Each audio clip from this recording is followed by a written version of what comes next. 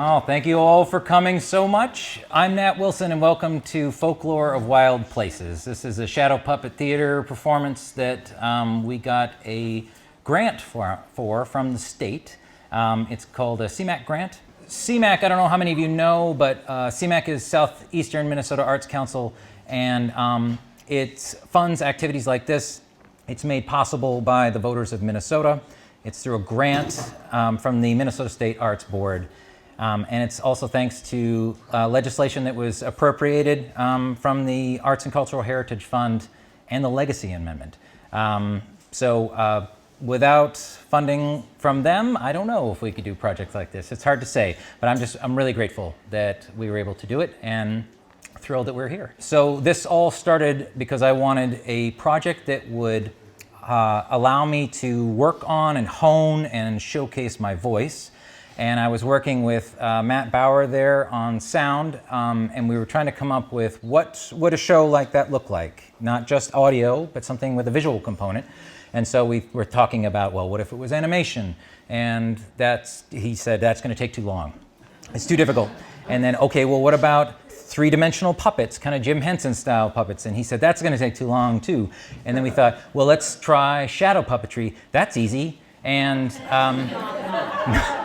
nothing is further from the truth. It was way more than I bargained for in terms of design and construction, but I'm really happy with the results. What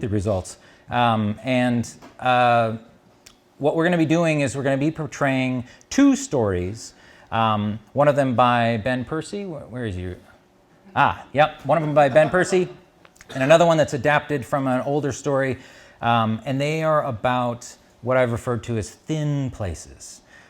Places where the boundary between this world and another are thin, and things can kind of mix between them, right? Where you might encounter monsters and ghosts and strange phenomenon. And I focused on places in the north here in Minnesota, places where, in the woods and the frontier and rivers and lakes. That was sort of where I wanted to focus my energies. And, but places can be thin, people can be thin. I think times can be thin too. And this is where people's imagination comes up with all kinds of wild ideas. Let's get started. The first one is called The Hearth, written by Benjamin Percy and adapted for Shadow Puppet Theater by me.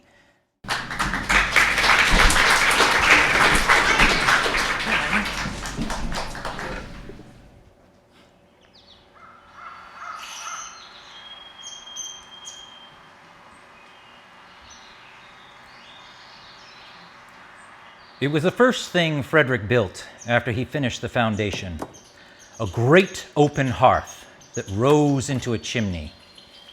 It was puzzled together with limestone, and a roughly planed oak plank served as its mantel. This was Astrid's idea. His wife wanted the hearth for cooking, yes, but also for gathering. The light and comfort of the fire, especially in the blue-black depths of winter, would keep their family in good spirits, she said. It would be the heart of their home.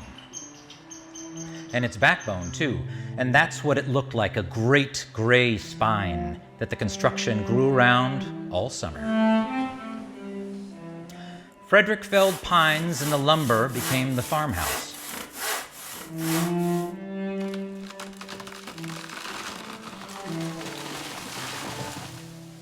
The stumps were burned, and the ground was leveled for the wheat and the corn they would plant in May. But first, they had to endure the cold.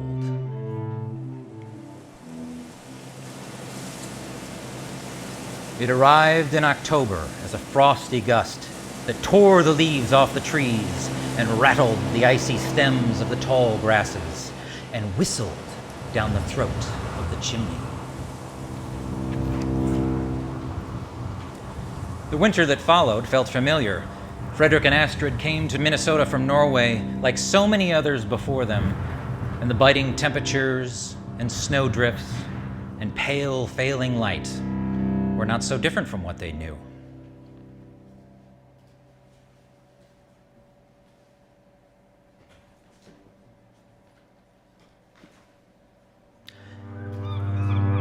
They had made the 3-month trip from Svalbard to the Red River Valley with their baby Ingrid. She was not quite a year old, crawling everywhere and babbling busily. She had fat pink cheeks and dimpled knuckles. Maybe they would not have come, uprooting everything, risking everything, if not for her.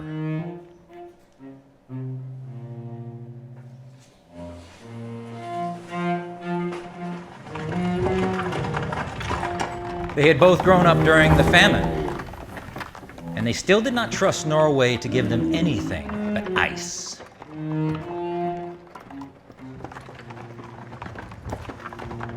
Their cousins, the Bergs, who had emigrated here 5 years before, promised freedom, opportunity, and summer dirt as rich as cake.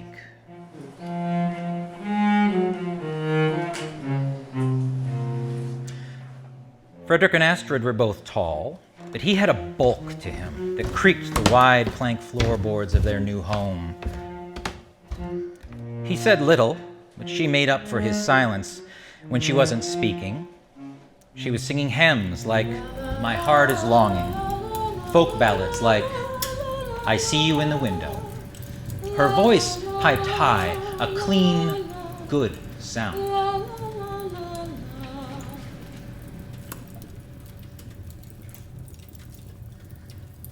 "Aren't you glad for the hearth?" she said to Frederick while they sat by the crackling fire.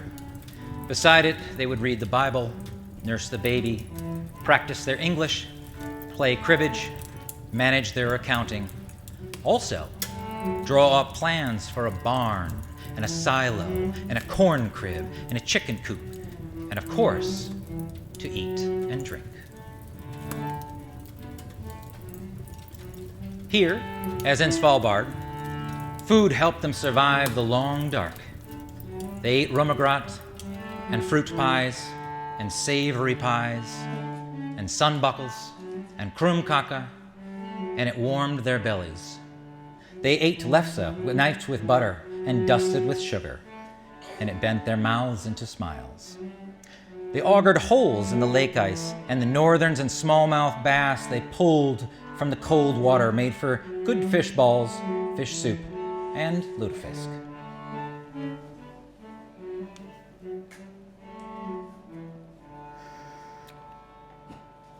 It was a time of waiting. The dormancy allowed them to turn inward, to dream.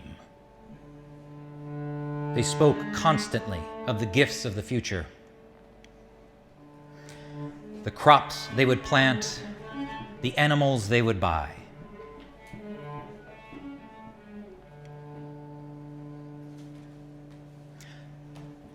The outbuildings they would construct, the children they would have. They could almost see the vision of what would come to pass in the swirling fantasy of snow out their windows.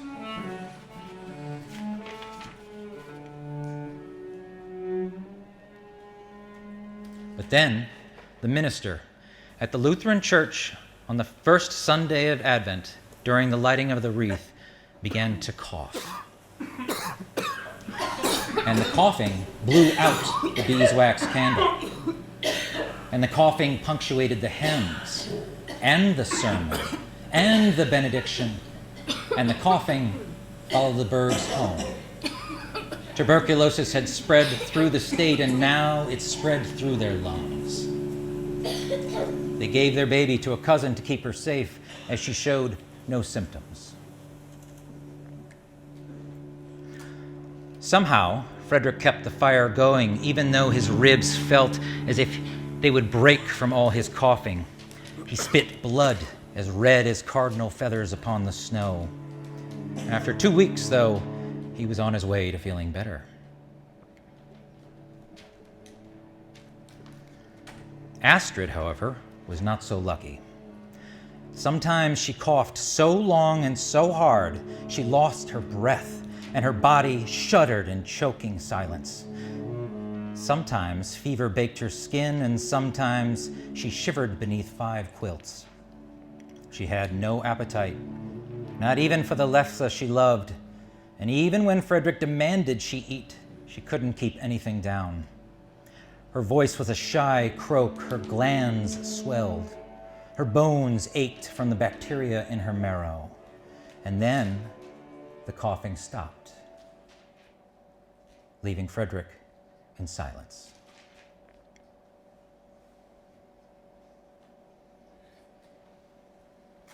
There was a funeral from a new minister, as tuberculosis had taken the other, but Frederick did not hear the service.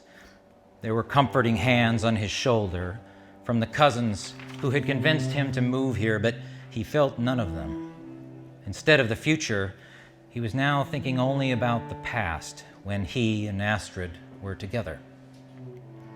The ground was frozen, so she could not be buried until the spring thaw, the time when they had planned to plow and seed their fields. In the meantime, her body was stacked with a dozen others in a receiving vault. She was gone, but not.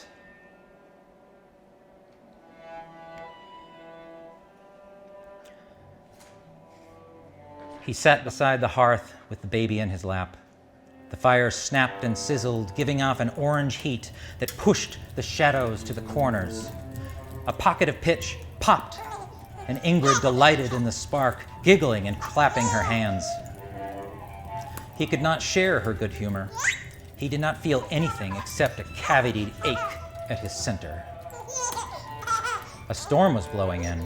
The windows were laced with frost. The wind rose from the chimney, and it came with a whistling, a throaty moaning, a song-like babble. Frederick canted his head, listening. Another gust came, and yes, he was certain of it now. He heard a voice. Her voice. Astrid was calling down to them. She spoke of the sweater she had knitted for him as a gift. It was hidden in the bottom drawer of the bureau, and of the whipped cream and cloudberries she would make for Ingrid on Christmas morning. She spoke of all the work they had to do, and all the love they had to share, and all the years they had yet to spend together.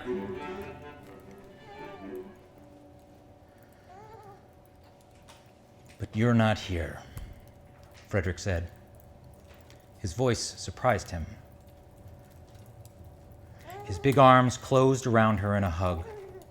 She chirped and chattered a nonsense song, and the winter wind joined her, and he found some comfort in knowing that during the long dark, the fire in the hearth would offer warmth and comfort as a place to gather. The three of them.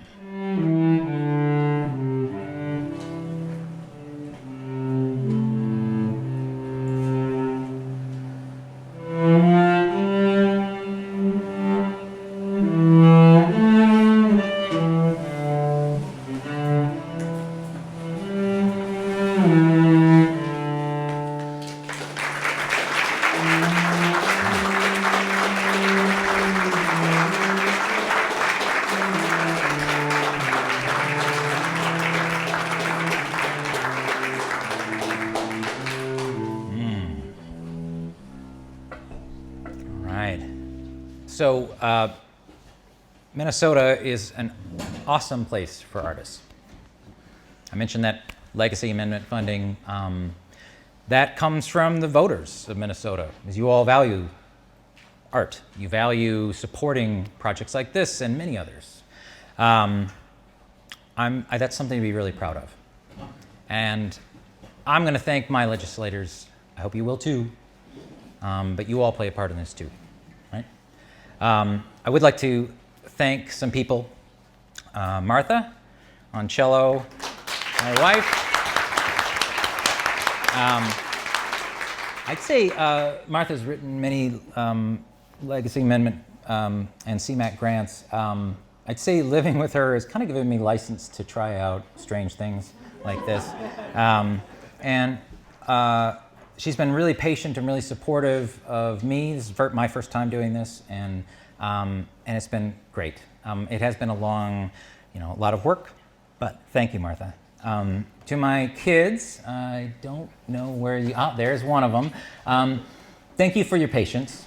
With me, I know that I spent a lot of time on this, and it's asking a lot of you, but I really appreciate that support and the time that you gave me. And, you know, I hope you enjoy this. To the crew, Russ Boyington, he's stage manager. Martha's on music. Ken Pierce, Sally Pierce are our puppeteers. Matt Bauer is on sound over there. Wendy's filming it, and so we're going to put this online as well for people who can't attend. Ben Percy, thanks for writing a great story. You kind of got my brain going from the very beginning. This is sort of what inspired me to do this in the first place. Wendy, I talked with you right at the beginning, and you told me about some shadow puppeteers from the 20s. Lottie Reidinger, who did the first animated feature-length film that's still in existence. And she was doing things all the way up through the 70s and really opened my mind about what was possible with all of this. Kip O'Crongelly, where are you? I went over to your house and you allowed me to look at this computer-navigated paper cutter that totally transformed how I was doing the second show. The first show was very handcrafted with like just knives and that type of thing. But you basically made it possible for me to do the second show, the second story, because without the tool that you gave me, I never would have finished that second story because it took so much more time than I bargained for. So thank you so much. Erica Warren, who I went up to Minneapolis to take a puppeteering class with her at a place called Heart of the Beast, which is this totally wild, yeah, it's this amazing place. I was totally blown away by it. And she was the one that told me about using overhead projectors. I thought that was kind of weird and strange. I didn't think it would be very effective. But then once I saw it in action, I was like, oh yeah, that's where it's at, right? You know, and then Manual Cinema too, out of Chicago. I went to see one of their shows in Madison, and it just blew me away. It was their rendition of Macbeth, sorry, and it was all in shadow puppet form, and I'd never seen anything like it. So I came back and I was like, oh boy, I really have to step up my game, because they were on a whole different level, and they're masters at it. This next story, it's called Tread Lightly, and it's about a creature that was first talked about in a book from 1910 called Fearsome Creatures of the Lumberwoods by William T. Cox. And it's about a creature called the Snow Wasset. And it lives underneath the snowpack, and it can swim through the snow like it's water. David, sorry, I thought I had you on my thank you list.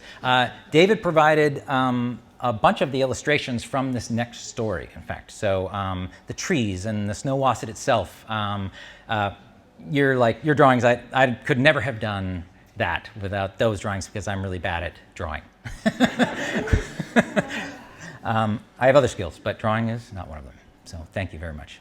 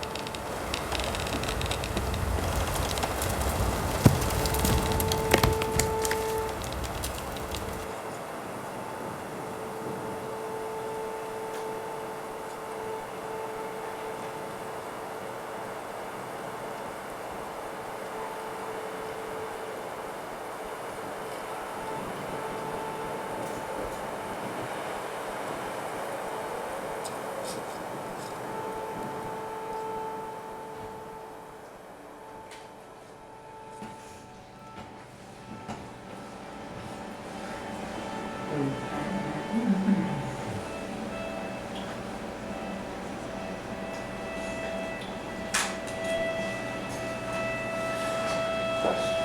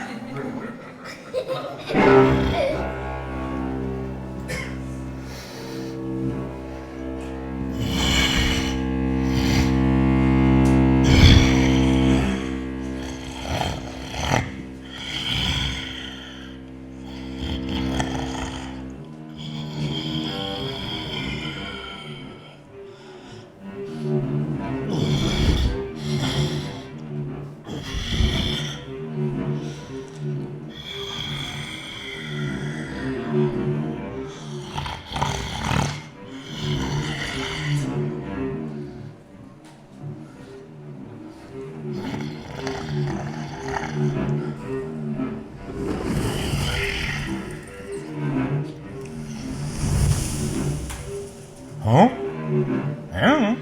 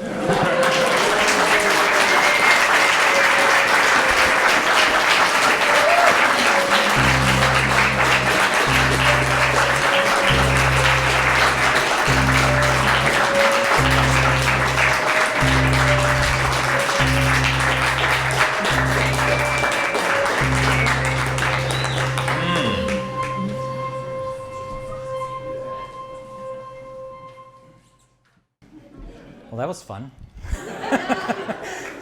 Can somebody turn on the lights in the back?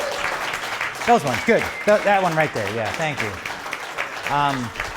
Okay, so we have a, we're here to answer any questions that you have about the process, about the show, about the, any one of us can answer questions. And then once we're done, I invite all of you to come up and actually look at the puppets themselves. You can handle them, you can see how they're constructed and how they move and all of that. So if you'd like to do that, please feel free to come up and check it out. Yes, Bob. So it kind of reminds me of Terry Gilliam in the early Monty Python stuff. Yeah. Yeah. That's fantastic. Oh, God, they're the best. A real inspiration for me. Yeah. Yeah. Yeah. Yeah. After that last one, I can say you absolutely have to do something for Halloween. Yes. I had originally planned to do this on Halloween, and then I just could not get them done in time. And so I am 100% open to doing this again at Halloween, and maybe by then we'll have 3 stories, right? Yes, Laurel. First of all, the second one, were the pictures at the beginning also cut out because of the reserve? So I did like I mentioned, I'm terrible at drawing, but I'm very good at Photoshop. And so I used kind of AI generated images as a sort of a base, like a starter, but then I would have to go in and do tons and tons of adjustments and stretching and cutting and pasting, and I would take all of these sort of elements and then other elements that I would make myself and turn them into sort of puzzle pieces that I can fit together into different combinations. And then so some of those would be turned into printed transparencies, which is what you saw, but then others would be cut out paper puppets that can be manipulated and changed. It depended on what I was trying to convey. And so if it was a static scene, printing it is fine. If it's something that needs to move and interact with the environment, then it has to be something that's made out of paper or something else even, So you saw some colored film added and these types of things. So yeah, I had to work with the tools that I had. So big shout out to Photoshop. Yeah. Yeah, so if I remember right, you were already well into your development process by the time you saw that professional troupe doing your stuff. Can you talk about exactly how your development and thinking changed? Yeah, well, their show, like Erica in Minneapolis, that puppeteer that I took the class from, she told me about these, and I was like, okay, maybe that would work. Then when I saw Manual Cinema do it that way, and they had like 4 projectors all set up in a row, and there were like 20 actors, and they're running around the stage, and they're doom, doom, doom, doom, doom, moving all these pieces around and stuff, and like flipping all this stuff back and forth. And the whole time I was like watching all the mechanics about how they're doing stuff, like how did they have this like flashbang effect, and I did a little bit of that with the lightning, and then how did they do things with like transparencies with a static, with a paper cutout, they did a lot of that type of thing. Or using transparencies pretty much at all was kind of, I hadn't even considered that up to that point. So there were a huge number of things that they did that I stole from and just incorporated into my show. There's a bunch of other techniques that I couldn't figure out how to work in that I will be using if we do a new story too. Yeah. Yeah. So I've done a little bit of cell animation just as like experiments. I'm curious how you did your hinges, your gimmicks. Yeah. There's a couple of different types of hinges that I did. Some are just like sort of like 12. It's like 12. Yeah, so some of them are more robust, like metal hinges that I sort of craft. I like take a piece of metal wire and I bend it into a shape that will like act as a little backing, and then you fish it through. And this one here has a metal hinge right there, right? And you kind of tape it on the back so it's like nice and smooth. But this one is more of like a pop-up slidey bit, right? Where he's like, I don't know. And others, though, when I wanted it to be more fluid, would be like the Snow Wasset. That one is done with fishing line, where you have to put teeny little holes in the piece that you want to have the joint in, and then you take a fishing line and you put it through there and you melt the other end of it to make a little bead of plastic, so that it's like this super loose like woggly way of moving, and the action was totally different than with the metal hinges, right? And so I did a lot of different types of hinges and stuff like that, but I wanted them to be something that I could very quickly craft over and over and again and not have to buy a whole bunch of stuff from the store, like push pins and all that stuff. So I just had like a piece of picture hanging wire, you know? Yeah, so here, so this is the fishing line one, right? And you can see how like fluid it is, you know? And it moves, it's very lightweight. It's very kind of, you know, it just flows. It has great action and I love it, yeah. And it was very snaky. That was super important to me, yeah. Yeah, and then there's a larger one too.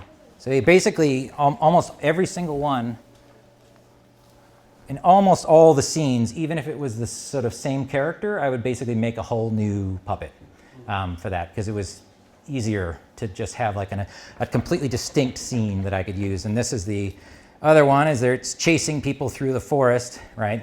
And it can be like doing this kind of snaky, you know, like boom, boom, boom, boom motion like that. And that was super fun.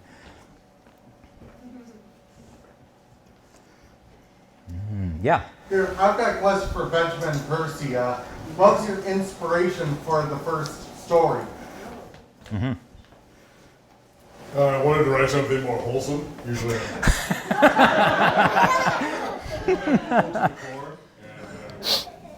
NPR actually asked me to write that for a Christmas show, and I've always wanted to write a Christmas story. So that's my first. Yeah. It was brilliant to see that. Oh, it was super fun. I heard you read it on the radio. I think I forget, and I just was stewing about what am I going to make this show look like, and that was the first story that I chose was yours. And thank you. Steve, you had a question. Oh, yes. Hi. This was so lovely. I have a couple questions. First of all, for the puppeteers. Is this your first foray into this world? Yes. And then I want to hear about how collaboration works between you, because it's obviously so very carefully timed. It helps to be married. Oh, to figure out the collaboration. No, it's super fun because it's really fun to do things that are somewhat simple but practical, like actually doing practical effects is very satisfying. And so, you know, Nat would kind of, we'd have a rehearsal and he'd say, okay, I came up with this new thing. This guy's shoulders go up when we, you know, and so we kind of tested out, and there were some times that we had to figure out ways to finesse like how the actual mechanic worked on certain puppets. And adjust, like adjustments, like we're making adjustments basically right up until till just hours before ago. we did this. So, Yeah. It is. It's very small. It's very small moves, very small amount of work here that reflects into something much larger. So that's really interesting work to do. But when you're married to someone for as long as we've been married together, timing just that's easy. No doubt. Yeah. Well, they both have a ton of acting experience, and we're good friends. And I just asked, would you be interested in this? And they said yes. So I'm just super fortunate. Yeah. There's a part 2 to my question. Yeah. That's more about your process. The two stories are so very different. And you came into this as an actor wanting to use your voice. Yeah. And in the second story, you use your voice very little. And I want to know about how you made the choice for such a different story, and how that feels to render yourself sort of unnecessary. Like in the second one, I definitely, so the first one is what would be called like a narrative read, and with almost no dialogue. It is almost like an audiobook, you know, and that's the sort of vibe that you're doing. The second one, though, yes, I didn't have any words, but I lean into sort of more like creature sound effects and trying to take my body and make it move in a way that would improve the quality of this like creature, like unfurling itself. And that to me is a really important part of when I do something with my voice. I have to incorporate my whole body into it, because it's invisible, but it somehow comes through here. It makes me, I guess, more into it, and that's really important. So for the second one, I just wanted to lean into something that's really minimal, where I got a chance to do just like beast sounds and really kind of explore that, and that was fun. Yeah. And everybody in town knows nobody makes creepy sounds like Nat does. So. Yeah. This is my gift. Yeah. Yeah. Hey, Lyra. Do you have a question? Yeah. Okay. Would you like to? Does anybody else have questions, though? Yeah.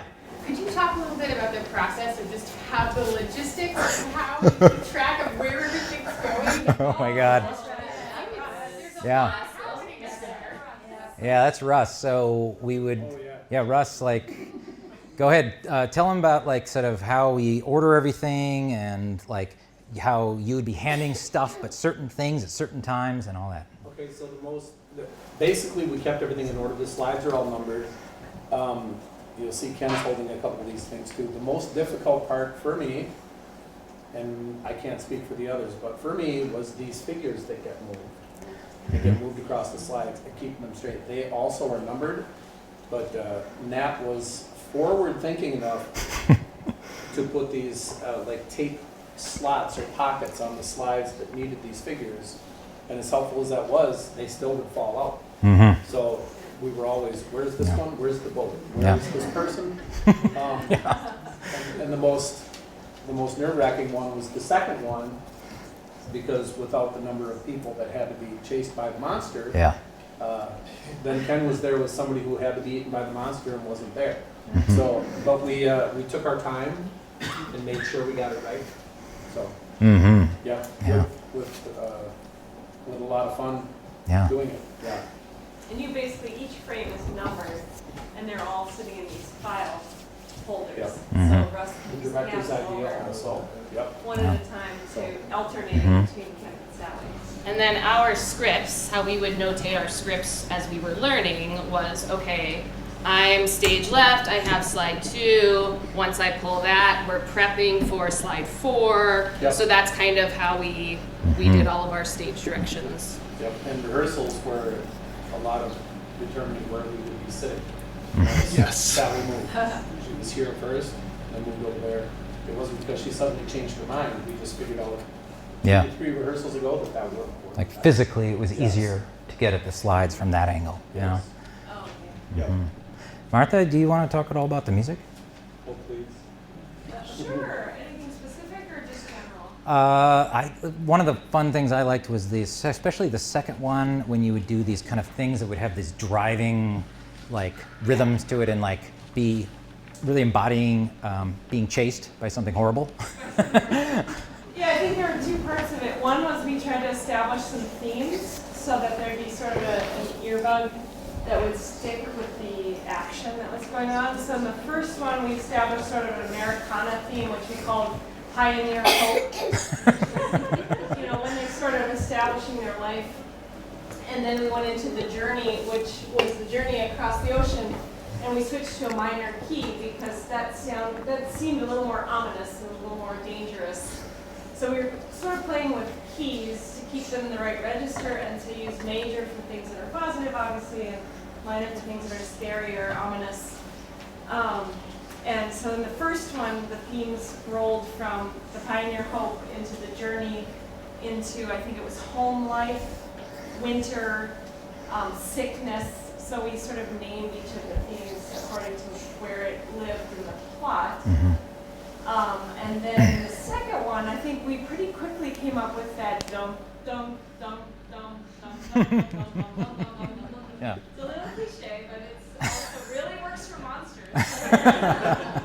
And so we built, I think the themes in the second one are really built off that base, the same base, whereas in the first one there were distinct chapters. In the second one there was a C minor base that everything built around. We said it reminded us of Jaws. A little Jaws. Yeah. Yes. I want to ask you how long this took. Roughly how many times did the whole group run through this?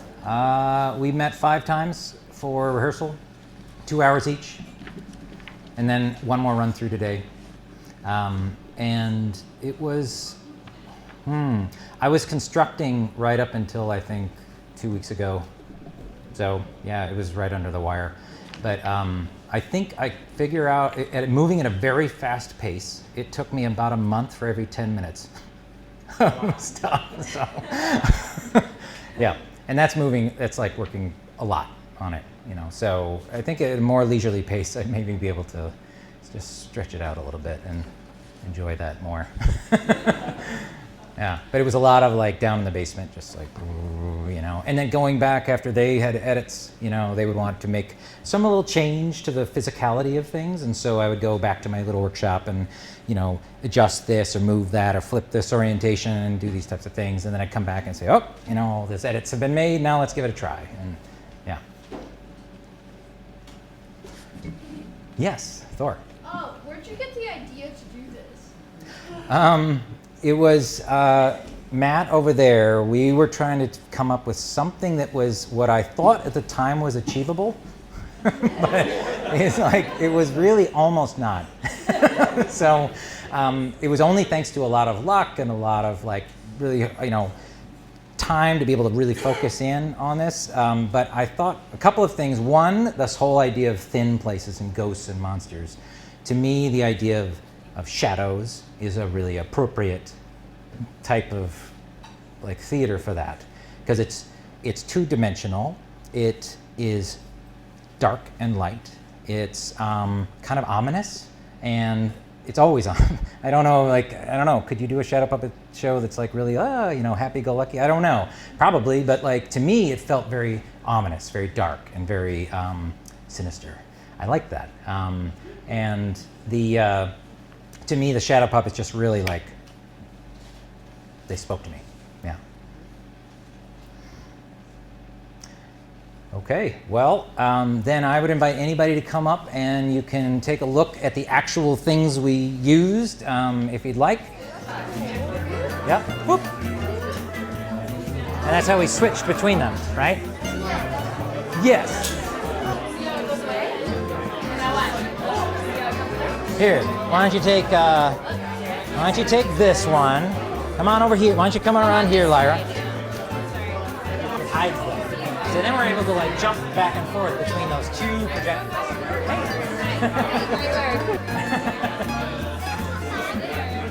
Thanks for coming. That was really cool. That was very fun.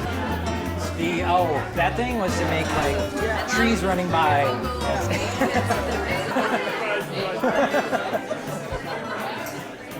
Hey, Lisa. Thank you so much. Yeah.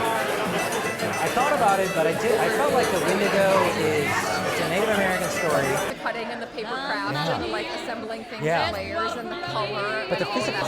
Yeah. Yes. Yeah. Yeah, David made he drew the Snow Wasset on off. And so the other one would have like a large sheet of paper with like little teeny holes cut all over it. And then one person's holding this over here.